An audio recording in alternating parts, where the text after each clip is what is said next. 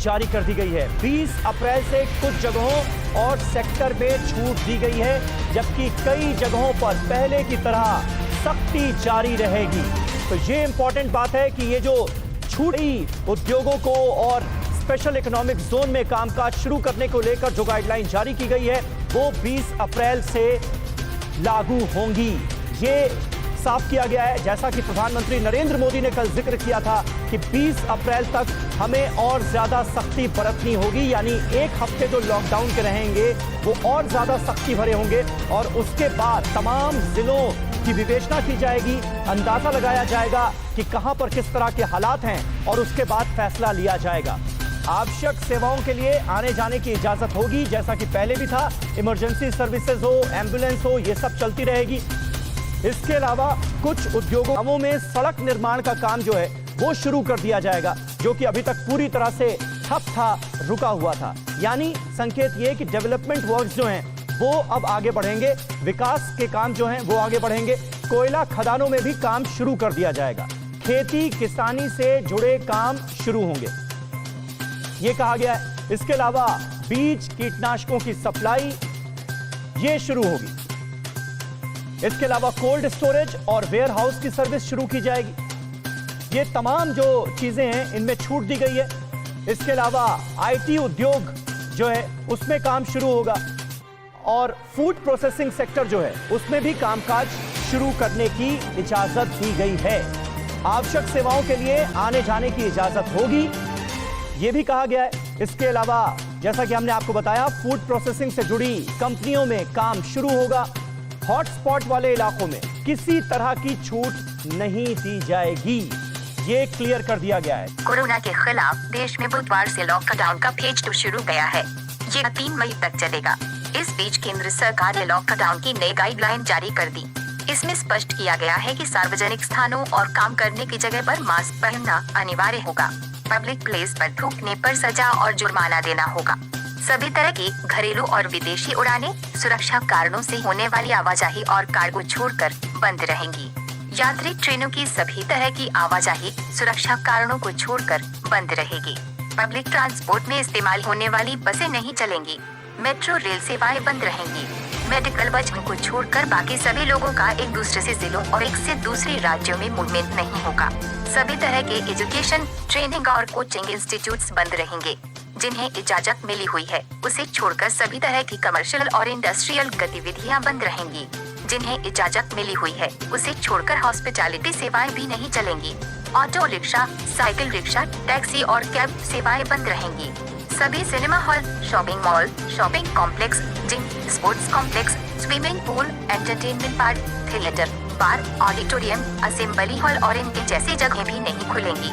सभी तरह के सामाजिक, राजनीतिक, खेल, मनोरंजन, अकादमिक, सांस्कृतिक और धार्मिक समारोह या जमावड़े की इजाजत नहीं होगी। आम लोगों के लिए सभी तरह के धार्मिक स्थान और इबादत की जगहें बंद रहेंगी। धार्मिक जमावड़े को कड़ाई से बंद रखना होगा। जो डॉक्टर बंधु हैं, जो हमारे कोरोना वॉरियर्स जिनको हमने कहा है, जो कोरोना के इलाज में सीधे सीधे संपर्क में आए हैं, ऐसे लोगों के लिए एक्स ग्रेशिया और उनकी डबल सैलरी की जो घोषणा की थी, इसके लिए 10 करोड़ रुपया हमने रिजर्व किया है। कोरोना की लड़ाई के लिए 5 विभाग, जिसमें medical education department, health department, urban local bodies department, Panchayati Raj department, home department, ऐसे 5 विभागों के लिए 500 करोड़ रुपए की राशि ये उपलब्ध कराई है, ताकि किसी प्रकार की बाधा रहित और इन विभागों को कोरोना की लड़ाई लड़ने में कोई कमी न पड़े। हमने अलग से योजनाएं बनाई हैं, जिसके अंदर मुख्यमंत्री परिवार समृद्धि योजना 12.5 लाख लोगों को, कंस्ट्रक्शन वर्कर्स इनको भी 3.5 लाख लोगों को, बीपीएल के परिवार 6,04,000 लोगों को और अनऑर्गेनाइज्ड लेबर इनको 1 लाख लोगों को राशि पहुंचाने की बात हमने की है।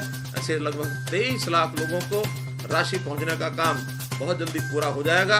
अभी तक जिसमें से 438 करोड़ रुपया लगभग 13 लाख लोगों को पहुंच गया है। शेष 10 लाख लोगों के अकाउंट में भी बहुत जल्दी 3 या 4 दिन के अंदर अगला पैसा ये पहुंचने वाला है। हमने इसी प्रकार जो राशन की बात, केंद्र सरकार ने जिस प्रकार से 5 किलो अनाज और 35 किलो अंत्योदय अन्न योजना का लाभ पहुंचाया है, उसमें प्रदेश सरकार की ओर से जो योगदान है वो भी 3 महीने के लिए 135 करोड़ रुपया इसका योगदान ये होने वाला है। तो जैसे मैंने आपको बताया है कि हमने अपने सारे जिले हैं जो स्टेट से इन्फॉर्मेशन के हिसाब से उनको 3 पार्ट में डिवाइड किया है। एक हॉटस्पॉट या रेड जोन डिस्ट्रिक्ट्स हैं, एक नॉन हॉटस्पॉट डिस्ट्रिक्ट्स हैं जहां पर कुछ केसेज आए हैं, और कुछ ऐसे ज़िले हैं जहां पर कोई भी केस रिपोर्ट नहीं हुआ है। तो आज हमने जो स्टेट्स को लिखा है उसके हिसाब से हमने उनको बताया कि जहां पर भी मुख्यतः केसेज आए हैं, जो भी केसेज हमारे मतलब जिस ज़िलों से ज़्यादा आ रहे हैं वो हॉटस्पॉट के अंदर उसके तहत डिक्लेयर किए जाएंगे। उसके तहत वहाँ पर कंटेनमेंट प्लान ऑफ एक्शन किया जाएगा। उसमें करीब जो अभी कल तक का डिटेल्स हैं ये आपके नॉलेज में लाना चाहूँगा कि एक रोलिंग टाइप ऑफ एक्सरसाइज है। तो उसमें करीब 170 ज़िले पाए गए जो हॉटस्पॉट डिक्लेयर होंगे, 170। और इसके साथ ही जो नॉन हॉटस्पॉट डिस्ट्रिक्ट है जहाँ पर कुछ केसेस और पाए गए हैं जिनको हमने हॉटस्पॉट डिक्लेयर नहीं किया, लेकिन हम चाहते हैं कि वहाँ पर भी क्लस्टर कंटेनमेंट प्लान इम्प्लीमेंट किया जाए और उनको पोटेंशियल हॉटस्पॉट्स हो सकते हैं तो उससे पहले ही उनको रोका जाए। वह करीब 207 ज़िले हैं। इसके साथ ही तीसरा इशू इसमें ये है कि हमने उन्हें कहा है कि हॉटस्पॉट ज़िले जो हैं उनके लिए जहाँ पर भी डबलिंग रेट यानी कि जहाँ पर केस के बढ़ने की गति काफ़ी ज़्यादा है उनको भी हॉटस्पॉट्स में डिक्लेयर किया जाए। जिला लेवल पर, स्टेट लेवल पर इसकी एनालिसिस की जाए और उसके तहत उस पर कार्य किया जाए। दूसरी बात है कि जो कृषि क्षेत्र है, जो हमारी पहले के गाइडलाइंस थी उसमें भी लगभग हमने पूरे कृषि क्षेत्र को खोला हुआ था। कृषि क्षेत्र में जितनी भी गतिविधियां हैं उसमें जो भी लोग संलग्न हैं, जो भी कर रहे हैं वो कर सकते हैं। ये इस तरह के दिशा निर्देश हैं, उन्हीं को हमने फिर से रिपीट किया है और उसके साथ साथ ये भी कहा है कि प्रोक्योरमेंट और मार्केटिंग का जितना भी डिसेंट्रलाइजेशन हो सके, जितना भी विकेंद्रीकरण हो सके, उतना स्टेट्स और यूनियन टेरिटरीज वो करें, जिससे कि किसानों को जो